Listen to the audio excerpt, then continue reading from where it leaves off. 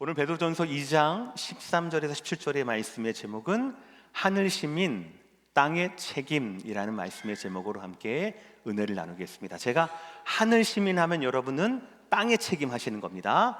하늘 시민 땅의 책임. 오, 말씀 안 들었는데 너무너무 잘하셨습니다. 이제 좀 쿵짝이 잘 맞네요. 너무 감사합니다. 미국도 그렇고 한국도 그렇고 대통령 선거가 이제 다 애저녁에 끝이 났죠. 끝날 뿐 아니라 이제 벌써 뭐 한 달이 되고 몇 달이 되고 해서 이렇게 잘 세틀다운 되는 것 같습니다. 뭐 언제나 마찬가지지만 4년마다 5년마다 이번에는 3년 만에 선거를 하게 되면 교회에서 술렁술렁하게 됩니다. 이런 얘기 저런 얘기, 뭐 빨간색, 파란색, 당나귀, 코끼리, 뭐 이런 얘기들이 막 이렇게 왔다 갔다 해요. 그러면서 여러분들은 저를 주목합니다. 목사님은 어느 편인가 해가지고, 목사님은 어디를 할까, 목사님 넥타이는 어떤 색깔일까 해서 제가 너무 불편해요. 근데 너무나 감사하게도 저는 부임을 하고 난 후에 주일 설교 본문을 1년 전에 정합니다. 그리고 연초에 여러분께 나누어 드리죠. 그래서 대부분 이제 그게 제가 오류로 인하여서 제가 성경 본문을 뭐 짧게 하거나 늘리게 하거나 이런 경우는 있지만 대부분은 여태까지 7년 동안 그 설교에 맞춰서 이렇게 해왔습니다. 그 했던 동기는 뭐냐면, 그게 사실은 제가 부교육자 할 때 제 어떤 말씀에 대한 소원이었기도 했고요.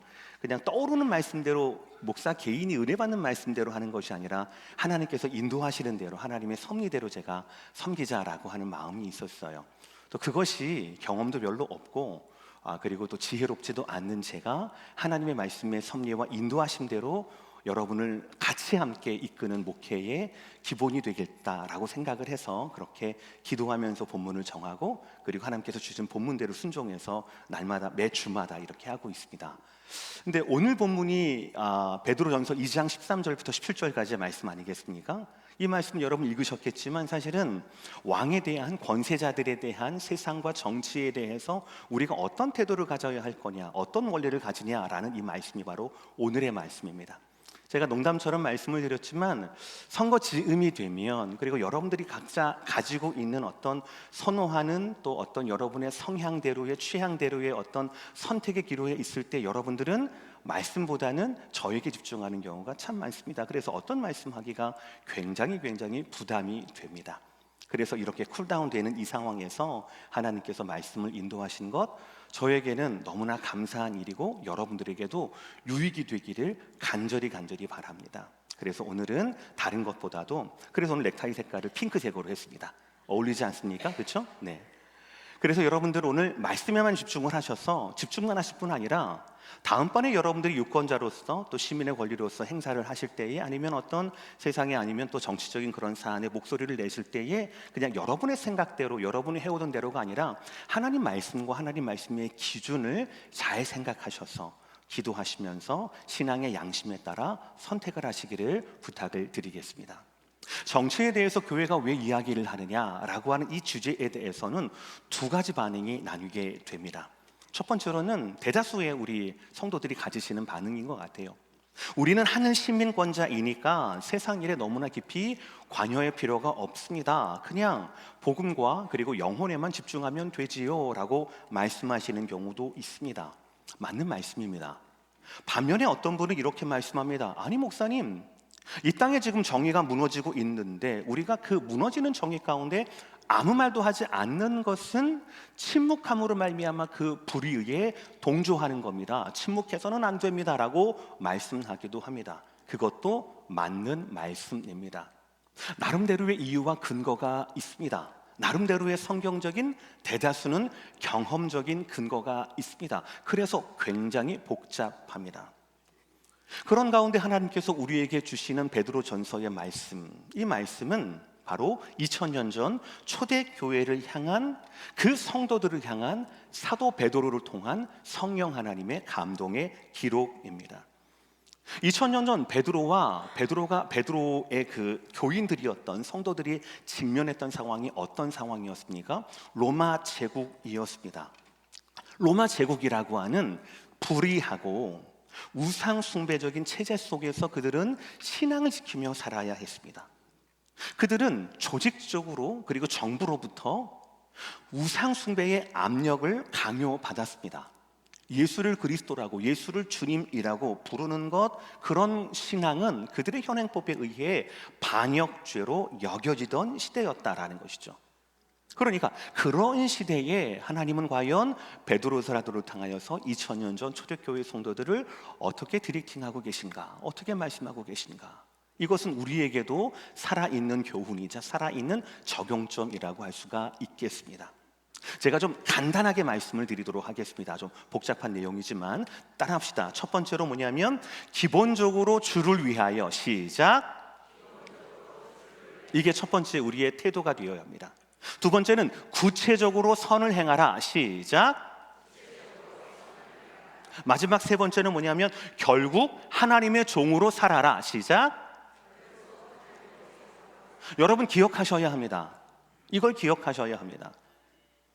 가장 기본적인 것은 기본적으로 우리는 주를 위하여, 구체적으로는 선을 행해야 하고, 결국 어떻게 하라는 말이냐? 우리는 자유를 가졌지만 시민권자이지만 우리는 하나님의 종으로 살아야 한다라는 말씀이 2000년 전에 주신 말씀이고, 제가 믿기로 2000년 전에 로마 제국 가운데 조롱과 핍박 가운데 주셨던 그 말씀은 시대를 불문하고 지금 있는 저와 여러분에게도 동일하게 세상과 세상 권세에 대한 저와 여러분의 기본과 구체적인 실행과 결국 저와 여러분의 정체성에 관련된다라고 말씀드릴 수가 있겠어요.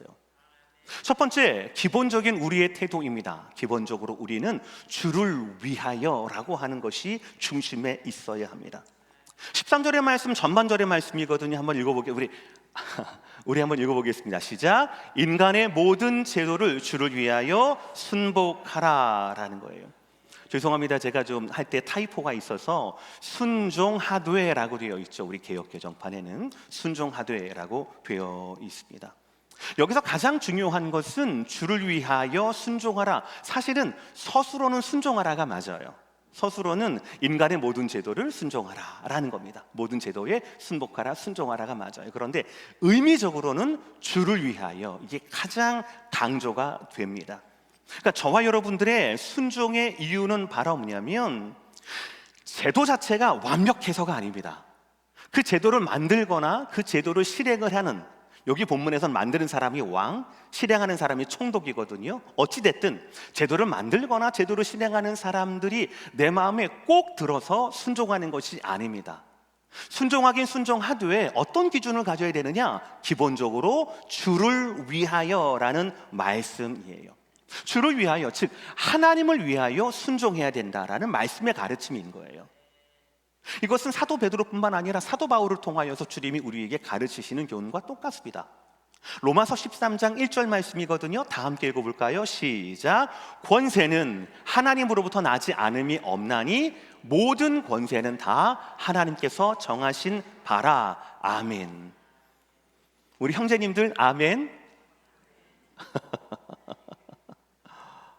우리의 기본적인 신앙적인 접근은 이것이 전제가 되어야 합니다.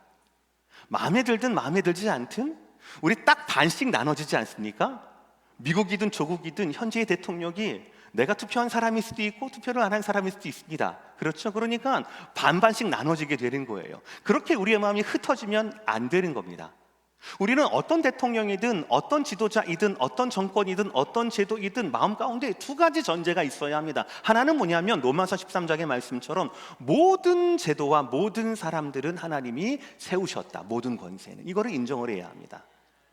그리고 두 번째, 하나님이 세우셨기 때문에 우리는 순종하되 누구를 위해서 순종하는가? 바로 주를 위해서 순종해야 한다. 세우신 하나님을 위해서 순종해야 한다라는 것이죠. 간단하게 다니엘의 이야기를 한번 얘기를 해볼게요. 다니엘은 다 아시겠지만 바벨론의 아주 높은 관직에 있던 사람이었습니다. 그러니까 바벨론은 당연히 다니엘은 바벨론의 왕을 섬겨야 할 의무가 있는 것이죠. 그리고 굉장히 잘 섬겼습니다. 다른 사람들이 시기 질투할 정도로 섬겼으니까요. 그런데 왕이 잘못된 결정을 내립니다. 이제 나 말고 기도하지 마라. 기도를 금지하는 법령에 사인을 하게 됩니다. 그럼에도 불구하고 다니엘은 왕에게 충성을 합니까? 하나님께 충성을 합니까? 하나님께 충성을 합니다. 왜요? 주를 위하여라고 하는 원칙이 있었기 때문에 그래요. 주를 위하여라고 하는 그 원칙을 지키기 위해서 불복종을 선택을 하게 됩니다. 그런데 다니엘이 바벨론 왕을 향한 불복종은 결코 그 왕에 대한 어떤 저항이라든지 그 왕에 대한 무시가 아니었습니다. 주를 위하여라는 것이었어요. 그리고 더 큰 하나는 바로 뭐냐면 그는 자신의 신앙을 지키기 위하여 사자굴로 들어갈 것을 감내해 냅니다. 놀라운 것은 그가 분명하게 이 이야기는 이 명령은 불의한 것이다라고 하는 것, 그리고 나는 왕보다는 주를 위하여 행한다라고 하는 것을 정했음에도 불구하고 사자굴 속에 들어가는 다니엘의 모습을 보십시오. 왕에 대한 존중이 있습니다. 왕에 대한 배려가 있어요. 예의를 그는 그런 극한 상황 가운데에서도 다니엘은 놓치지 않습니다. 왜 그렇습니까? 주를 위하여 왕에게 불복종하는 것이 그에게는 결코 부끄러운 것이 아니었기 때문에 그렇습니다. 여러분 기억하시길 바랍니다. 주를 위하여 순종하라라는 말씀이에요. 이것은 결코 제도나 사람에 대한 맹목적인 복종을 말하는 것이 아닙니다. 이것은 하나님의 주권을 인정하는 성숙한 신앙이 기초가 되어야 합니다.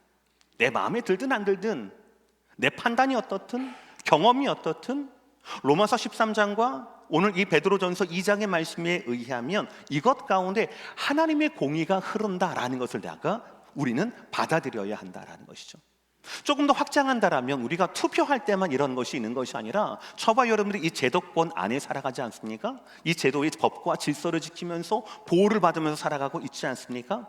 그러니 우리가 세금을 내는 것, 어떤 법을 지키는 것, 그리고 우리가 어떤 사회적인 기대하는 바에 대한 책임을 다하는 것, 이것 모두가 사실은 벌금을 피하거나 처벌이 두려워서 행하는 것이 아니라 이 모든 것이 하나님의 선하신 것, 하나님의 뜻하시는 것, 하나님이 이루신 것이라고 하는 그런 보편적인 신앙과 하나님에 대한 믿음의 결과가 되어야 한다라는 사실이죠. 그러니 우리는 땅의 시민이기 이전에 하늘나라의 백성이기 때문에 이 모든 것이 우리에게는 전제되어야 한다라는 것이죠. 그래서 땅에 대한 권위에 대한 순종과 복종도 저와 여러분은 주를 위하여라고 하는 것이 더 분명하게 드러나야 한다라는 것이죠. 근데 쉽게 공감이 잘 안 되실 거예요. 왜냐하면 현실은 너무나 다르기 때문에 그렇습니다. 맞습니다. 여러분들이 목사님 그럴만해야 그럴만하죠, 그렇게 하죠 라고 말씀하실 겁니다.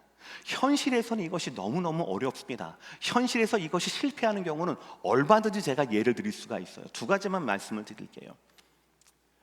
4세기 때 313년 로마의 콘스탄틴 대제가 기독교를 공인을 하고 그 전까지 소수였던, 핍박의 대상이었던 기독교가 이제는 로마 제국의 국교로 변환이 되었습니다. 겉으로 보기에는 순교자의 승리인 것처럼, 교회의 승리처럼 보입니다. 왜냐하면 박해가 끝나고 이제는 자유롭게 예배 드릴 수가 있기 때문에 그렇습니다. 더 이상 카타콤, 그 습기 있는 지하 동굴에서, 그 무덤에서 예배하지 않고 떳떳하게 나와서 예배할 수가 있거든요. 그러나 참 아이러니하게도 그 이후 교회와 정치와, 즉 그때는 정권이죠, 교회와 정권이 결탁이 되어서 무려 1000년 동안 교회는 그 교회의 독특함, 즉 복음의 정체성과 세상에 대한 예언자적인 사명을 잃어버리게 됩니다. 그 참 신기한 일이에요. 그때부터 교회는 건물에 갇히게 되었습니다. 그래서 더 높은 건물, 더 그럴듯한 음악, 더 좋아 보이는 그런 예술 작품, 어떤 사람의 제도, 사람의 옷, 이런 것들에 하나님의 영광을 찾으려고 했던, 구하려고 했던 시간이 1000년 동안의 중세의 암흑기가였다라는 것이죠. 조금 자세히 말씀드리면 정치 권력이 교회의 보호자를 자처합니다. 그러나 이게 바뀌게 돼요.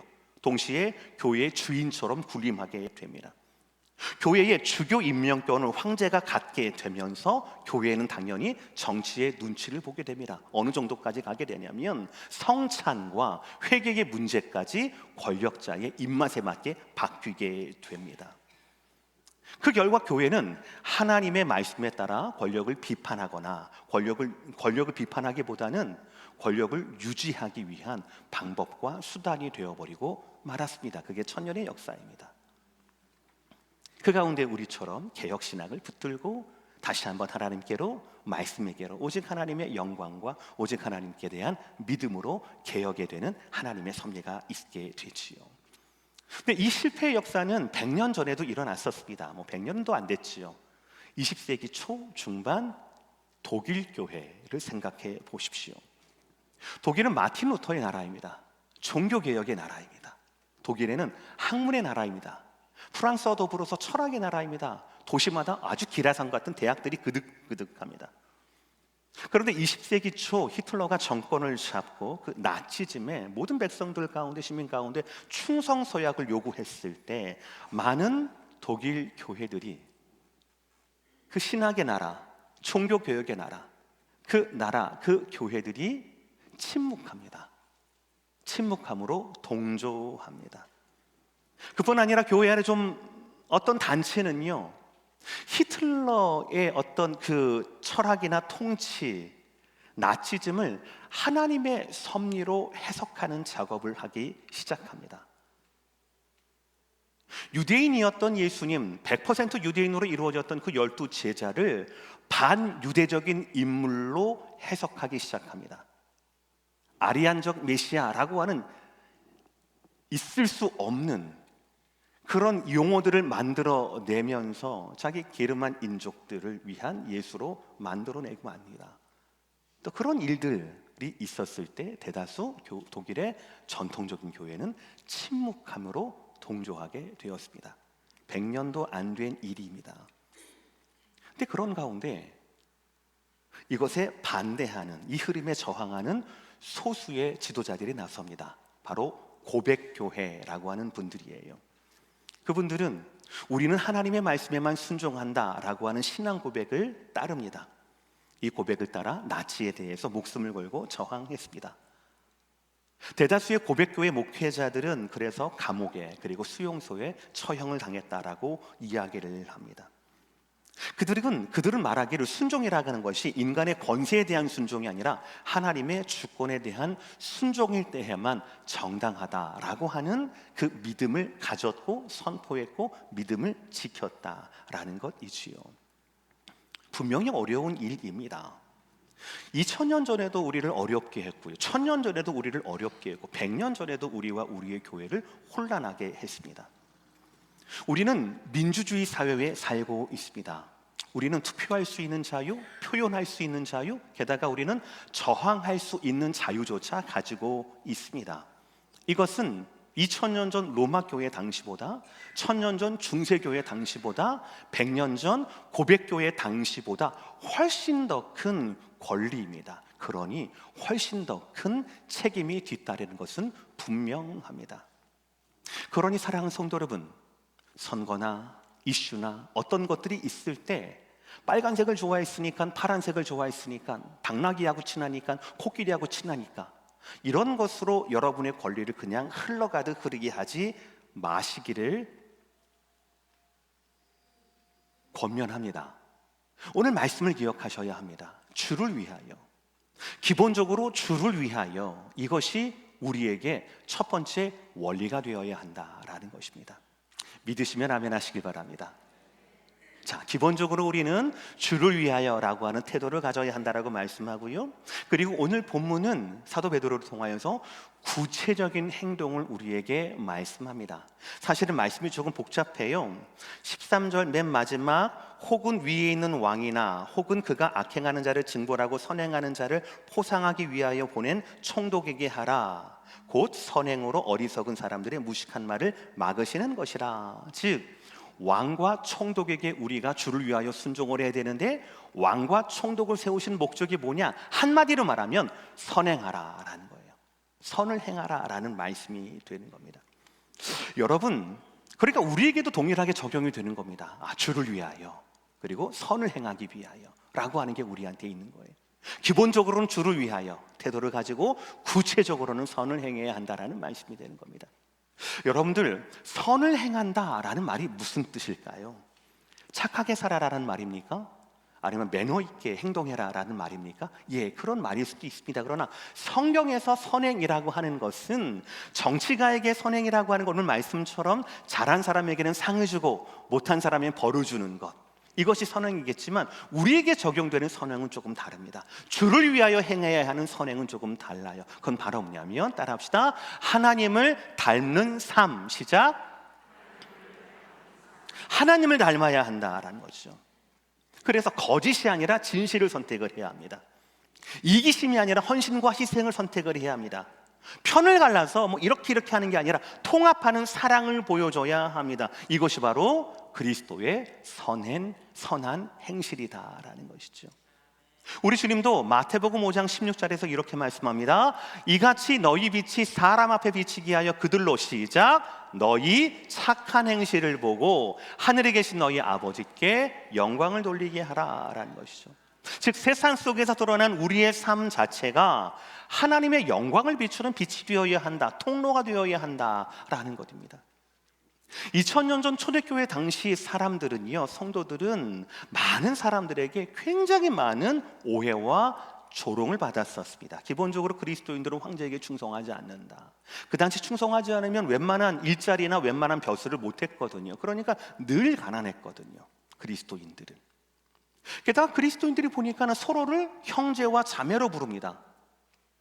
그러니까 좀 이상한, 2000년 전 그들의 눈으로 볼 때는요, 좀 이상한 인간관계 아니겠습니까? 이상한 집단 아니겠습니까? 소문에 의하면 그리스도인들이 모이면 우리말로는 성찬을 하게 되는데, 성찬할 때 뭐라고 합니까? 그리스도의 몸입니다, 그리스도의 피입니다, 이렇게 하면서 그리스도의 살과 누구의 피를 나누는 식인종이 아닌가? 라고 하는 소문이 진짜 있었다는 거예요, 그때 당시에. 그러니까 그 당시 많은 사람들이 2000년 전에는 초대교회 성도들을 향하여서 온갖 조롱, 핍박, 그리고 또 오해가 있었다라는 거예요. 그런데 그들에 대해서 초대교회 성도들은 어떻게 반응했는가? 그들은 분노하거나, 그들은 싸우거나, 아니면 그들은 억울함을 호소하지 않았다라는 거예요. 그들은 어떻게 행했습니까? 구체적으로 선을 행했다라고 말씀해요. 교회 사가에 의하면 그들은 굶주린 자를 먹였다라고 합니다. 그들은 병든 자를 돌보았다라고 얘기합니다. 그들은 사회가 책임지지 않은 고아와 과부를 돌보았다라고 얘기합니다. 그들은 이웃을 사랑했다라고 얘기하고요, 그들은 억울한 일로 감옥에 들어간 자들을 살폈다라고 얘기합니다. 2000년 전 조롱받았던, 핍박당했던, 오해받았던 그리스도인들, 초대교회인들이 세상을 향해서 그렇게 빛을 드러내었다라는 거예요. 유명한 교회사가는 이렇게 얘기합니다. 초대교회는 설교보다 삶으로 복음을 전파했습니다. 특히 그들은 빈민과 고아와 과부에 대한 무조건적인 환대를 행했는데, 이것은 당시 로마 사회에는 전례가 없던 일이었습니다 라고 기록을 하고 있어요. 악한 세상에 선으로 행한 겁니다. 이것이 바로 2000년 전 우리 기독교인의 실력이었어요. 당시 로마는 그들의 말이 아니라 그들의 행동과 그들의 삶 앞에서 설득을 당한 거예요. 뭐라고 얘기하냐면, 그들은 다르다, 그들은 진짜다라고 얘기했다라고 해요. 제가 이제 그 신대원에서 교회사 교수님께 들었던 이야기예요. 전 항상 궁금했거든요. 아니, 어떻게 그동안 핍박의 대상이었던 기독교인들이 하루아침에 이렇게 나라의 국교가 되었을까? 물론 우리가 알듯이 전쟁을 앞둔 왕이 갑자기 꿈에서 계시를 받아 십자가 모양을 봐서 그렇다라고 우리는 알고 있습니다. 그러나 그렇다고 해서 왕의 변심으로 말미암아 한꺼번에 이렇게 사회가 된다라고? 좀 잘 이해가 안 갔잖아요. 근데 교회사 교수님이 그렇게 말씀을 하시죠. 에피소드를 하나 말씀을 하시는데, 그때 당시 초대교회 성도들, 믿음을 가졌던 그 성도들은 자신의 순결함을 하나님 앞에 지켰다라는 거예요. 그래서 실질적인 예로 로마에 고관 대작들이 되게 많잖아요. 귀족들이 많을 건 아니겠습니까? 그런데 자기 자녀들의 배우자 있잖아요. 예를 들어 아들이 있어요. 이 아들이 있으면 이 아들은 내 지위와 내 재산을 다 물려받을 아들입니다. 이 아들의 며느리감을 찾는데 비밀리에 수소문을 하는 겁니다. 그리스도인 교수 중에, 처녀 중에서 좀 적당한 사람 소개 좀 시켜줘. 왜냐하면 내가 그리스도인 처녀라면 내가 믿을 수 있거든. 방종하지 않고 순결하며, 이걸 내가 믿을 수가 있거든요, 그 당시 사람들이. 그러니까 겉으로는 내가 핍박을 해야 되는 입장이지만 개인적으로는 이미 마리아의 삶을 통하여서 초대교회 교인들이 자신의 신앙을 드러낸 거예요. 순교로 당하면서까지 자신의 순교람을 드러낸 거였거든요. 그러니까 로마 제국의 많은 귀족들이 자신의 아들을 결혼시키기 위해서 며느리감을 바로 기독교인들 중에서 찾고 그렇게 했다. 그런 것들이 저변에 깔려 있었다라는 거죠. 그래서 많은 사람들이 그때 기독교인을 향하여서 이렇게 얘기했다라고 합니다. 그들은 다르다. 따라해 볼까요? 그들은 다르다. 다시 한번, 그들은 진짜다. 그렇게 감동하고 감복하고 그들을 인정했다라는 겁니다. 자, 우리 탄식의 얘기가 아니라 우리가 사모해야 할 이야기입니다. 자, 두 사람씩 짝을 지어보세요. 두 사람씩 짝을 지어보시고 눈을 보시고 따라합시다. 권사님은, 장로님은, 집사님은 달라요. 시작. 자, 이 얘기를 들었으면 반대로 집사님, 권사님, 장로님은 진짜예요. 시작.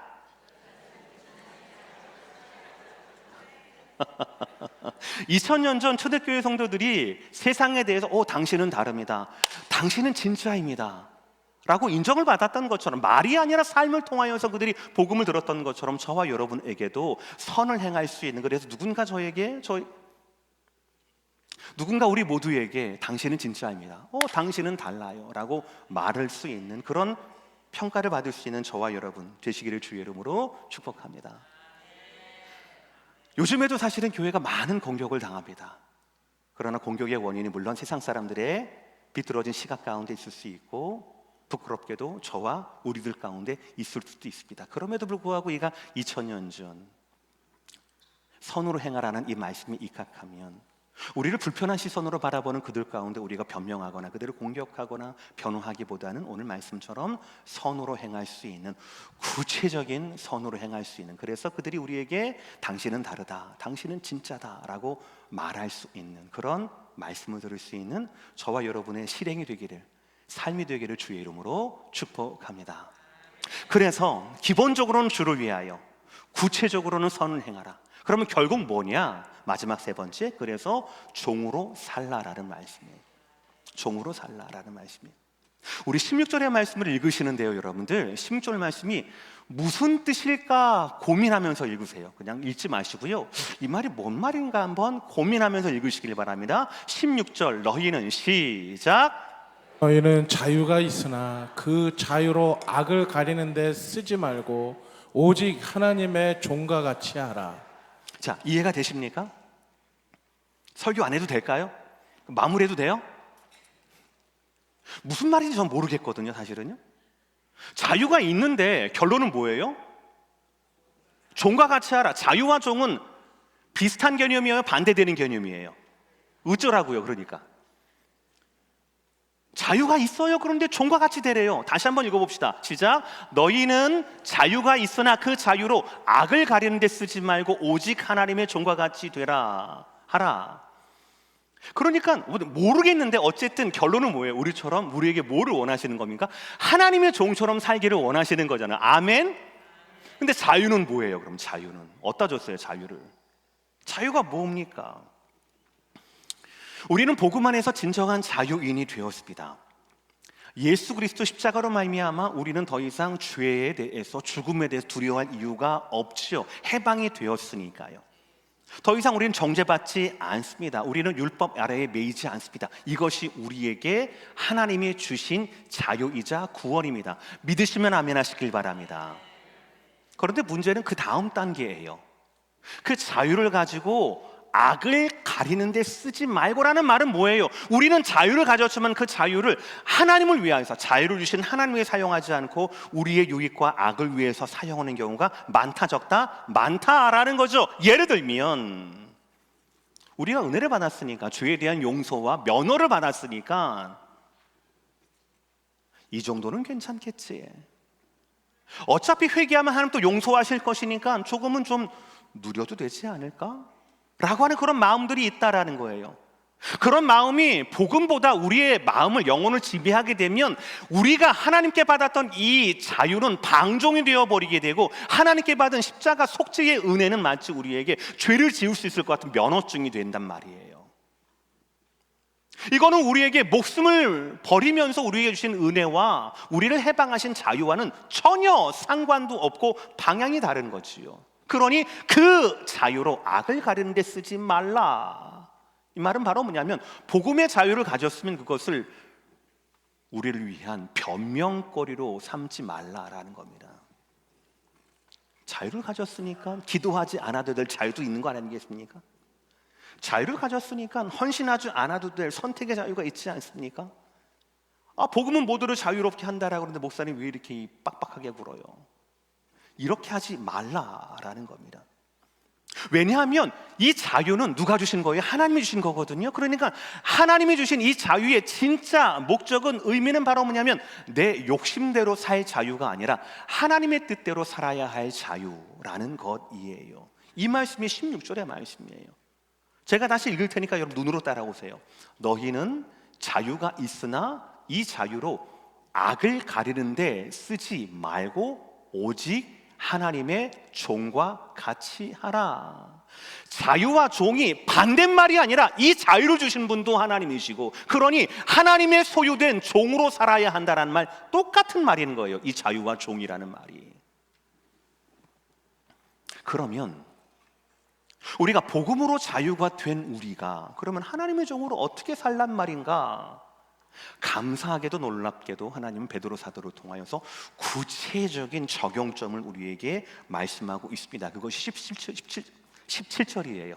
다 함께 시작. 무사람을 공경하며 형제를 사랑하며 하나님을 두려워하며 왕을 존대하라. 화면을 보셔요. 근데 제가 왜 태도가 중요해 보이는데 공경하고 사랑하며 두려워하고 존대하라, 태도가 중요해 보이는데 제가 왜 하이라이트를 무사람, 황제, 하나님, 왕에게 했을까요? 2000년 전 베드로 사도의 그때의 초대교회 성도들의 입장에서 본다라면 초대교회 성도들이 가지게 되는 모든 관계, 인간관계가 다 저거에 걸립니다. 무사람, 형제, 하나님, 왕. 무사람은 모든 사람 말하는 것이고, 형제는 신앙생활을 같이 한 사람 말하는 것이고, 하나님은 신앙의 대상을 말하는 거고, 왕은 우리에게 지켜야 할 룰을 말해주는 사람이라는 거죠. 그러니까 기본적으로 주를 위하여 사는 사람, 구체적으로 선을 행해야 될 사람, 자유를 가졌지만 그 자유를 하나님의 종으로 살아야 하는 사람들은 모든 사람들에게 행해야 할 태도가 있다 없다? 있다라는 거예요. 그러니 여러분, 마음대로 살면 되겠습니까? 안 되겠습니까? 왜 대답을 안 하세요? 다시, 마음대로 살면 되겠습니까? 안 되겠습니까? 보는 사람이 없다라고 해서 여러분의 욕망대로 살면 되겠습니까? 안 되겠습니까? 그래서 오늘 베드로전서 2장 17절의 이 말씀은 성경의 말씀이기도 하지만 2000년 전 감동된 말씀이기도 하지만 오늘 저와 여러분이 지켜야 할 적용점이 되는 말씀이다라는 것이에요. 첫 번째 말씀 보겠습니다. 1번 따라합시다. 시작. 모든 사람을 공경하라. 모든 사람이에요. 모든 사람을 공경하라라는. 그리스도인은 만나는 사람마다 모든 사람을 존중해야 합니다. 공경해야 합니다. 그 사람이 어떤 정치적인 상황을 가지든, 어떤 인종이든, 어떤 언어를 말하든, 아니면 그 사람의 사회적인 배경이 무엇이든, 능력의 차이가 무엇이든 간에, 심지어 그 사람의 신앙이 없다 하더라도, 아니면 더 그 사람의 신앙을 반대한다 하더라도 그리스도인은 자유를 가졌지만 하나님의 종으로 살려면 첫 번째, 모든 사람을 공경해야 한다라는 태도를 가져야 한다는 거죠. 왜요? 모든 사람은 하나님의 형상으로 지음받았기 때문이다라는 것이죠. 교회에서는 아멘하기가 쉬워요. 근데 나를 싫어하고 나를 대적하는 사람, 이 사람도 하나님의 형상으로 받았는데 하나님 왜 이렇게 지셨지? 이런 마음 들어요. 공경하기가, 존중하기가 어렵습니다. 그러나 여러분, 종이 하고 싶은 일을 하는 사람이 종입니까? 아니면 시키는 일을 해야 하는 사람이 종입니까? 시키는 일을 해야 하는 거죠. 하나님 첫 번째 뭐라고 말씀하니까? 모든 사람들에 대해서. 그런 표정으로 공경이 나오겠습니까? 모든 사람에 대해서 어떻게 하라고요? 공경하라. 공경하라. 여러분, 한번 체크리스트를 제가 말씀드릴게요. 여러분의 표정, 여러분의 말투, 여러분의 언어는 모든 사람들을 지금 공경하고 존중하고 있는가? 참 바른 말을 하는데 옆에 가기는 싫은 그런 사람들이 있잖아요. 그러면 될까요? 안 될까요? 안 되는 거예요. 다시 한번, 모든 사람을 어떻게 하라고요? 공경하라. 두 번째는 뭡니까? 시작. 형제를 사랑하라. 형제는 남자를 말하는 게 아닙니다. 교회 공동체를 말하는 겁니다. 신앙의 가족들이에요. 의견이 좀 분분하고 다르거나 좀 불편함이 있다 하더라도 우리는 하나님께서 우리에게 말씀하신 하나님 사랑, 형제 사랑, 이 형제 사랑하기를 포기할 순 없습니다.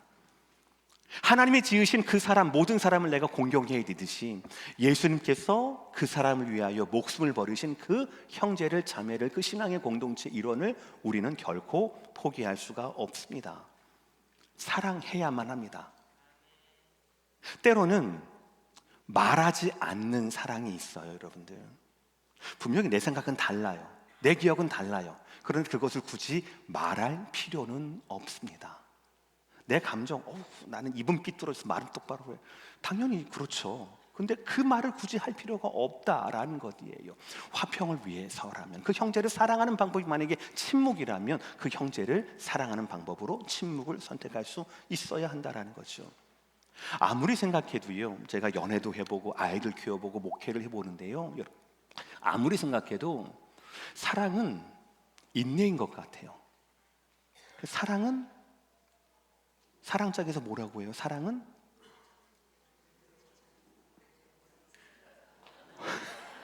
아주 이렇게 크게 나와야 제가 말씀을 드리죠. 사랑은 어떻게 해요?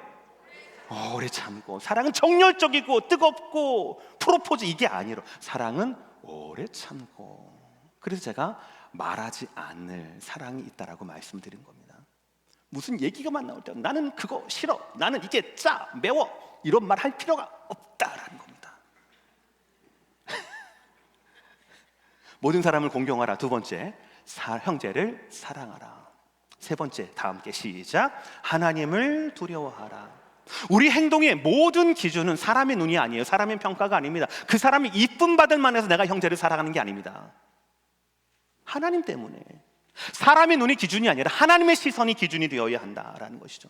다른 사람 앞에서 인정받기 위해 내가 착한 사람 굴기 위해서 하는 것이 아니라 하나님의 종이기 때문에, 나에게 자유를 주시고 구원을 주신 분도 하나님이기 때문에 하나님 때문에 내가 하나님 앞에서 바르게 살려고 하는 것이라는 것이죠. 그러니 당연히 우리 기본적으로 하나님을 경외해야 한다, 두려워해야 한다라는 것이죠. 그래서 저와 여러분의 모든 삶에 선택할 수 있는 선택의 기준점은 하나님은 이것을 어떻게 보실 것인가, 예수님이라면 이것을 어떻게 할 것인가 라고 하는 것이 저와 여러분의 고민의 시작이 되어야 한다라는 것이죠. 그러니 답하시길 바랍니다. 여러분이 결정하는 그 결정 안에 그 결정이 하나님을 경외하는 결과였는지를 한번 여러분들 돌아보시기를 바랍니다. 돌아보셔야 하는 거예요. 마지막으로 왕을 존대하라. 불완전한 권력이라 하더라도 질서와 통치의 구조는 성경이 아니면 하나님께서 우리에게 허락하신 겁니다. 우리는 그 구조 안에서, 그 전제 안에서 왕에게 그리고 권세자에게 존중하고 순종하는 태도를 가져야 합니다. 그러나 반대도 있어요. 말씀드린 대로 하나님의 뜻에 위배될 때, 주를 위하여 순종하라라고 했는데 그 사람이 주를 위하여 벗어났을 때는 담대하게 우리는 하나님 편에 서야 한다라는 것이죠. 2000년 전 초대교회 성도들처럼, 100년 전 독일의 고백교회 목회자들처럼 그렇게 말합니다. 이 균형이야말로 하늘시민, 이 땅을 살아가는 하늘시민의 책임이다라는 것이죠. 말씀 마무리하겠습니다. 쉬운 일은 아닙니다. 편한 길도 아닙니다. 빨간색, 파란색 색깔 따져가지면서 우리가 할 수 있는 선택이 아닙니다. 때로는 정치적인 진영을 초월해야 합니다. 때로는 사회적인 압력, 위원의 압력에 저항해야 합니다. 때로는 불의에 대해서 목소리를 높일 줄도 알아야 합니다. 그러나 궁극적인 저와 여러분의 중심은 주를 위하여 라고 하는 하나님께 있어야 하며, 궁극적인 저와 여러분의 정체성도 하나님의 종, 하나님의 소유, 그리스도 예수 안에 있다라고 하는 것을 여러분 꼭 잊지 마셔야 합니다. 사랑하는 성도 여러분, 선거철 때만이 아니라 늘상 기도하시길 바랍니다. 세상을 향하여 출근하실 때마다, 뉴스를 들 때마다 기도하시길 바랍니다. 하나님, 오늘도 내가 주를 위하여 순종하게 하여 주시옵소서. 오늘도 하나님, 내가 복음을 위하여 선을 행하게 하여 주옵소서. 하나님, 오늘도 내가 자유를 가졌지만 스스로 하나님의 종으로서 살아갈 수 있도록, 그래서 나에게 관계한 모든 사람과 형제들과 그리고 하나님과 그리고 또 왕에 대하여 분명한 성경의 태도를 가질 수 있도록, 그것이 구현될 수 있도록, 더 익숙해질 수 있도록, 불편한 것이 아니라 편안해질 수 있도록 주님 나를 다스려 주시옵소서라고 기도하시고, 기도하는 것만큼 성취하시는 그 은혜가 저와 여러분 모두에게 임하게 될 줄 믿습니다.